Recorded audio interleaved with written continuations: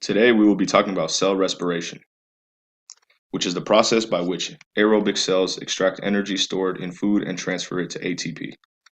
This includes both anaerobic and aerobic phases. Anaerobic meaning they don't require oxygen, while aerobic means they do require oxygen.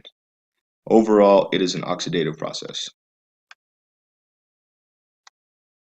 The topics included will be identifying the molecule, glycolysis, mitochondrion parts, aerobic respiration, and the Krebs cycle. To start, we have to identify the molecule.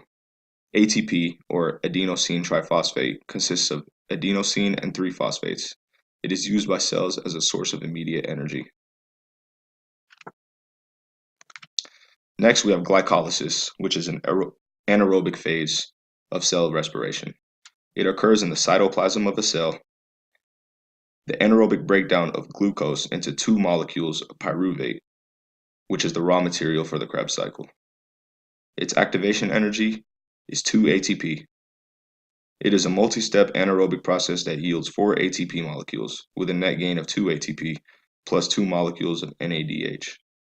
It produces ATP by substrate level phosphorylation, which will be discussed in the next video. Next, we have the mitochondrion parts. The outer compartment is where the ETC pumps protons.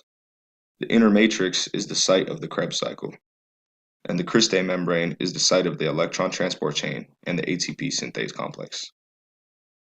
The cristae membrane also contains thousands of copies of the ETC.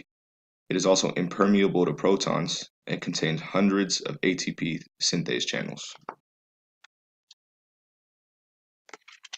Next, we have aerobic respiration, which occurs in the mitochondria. It requires oxygen, and it consists of the Krebs cycle and the electron transport chain, as well as oxidative phosphorylation, which will also be mentioned in the next video. It occurs after the anaerobic respiration phase, which is glycolysis. Overall, it produces 38 ATP.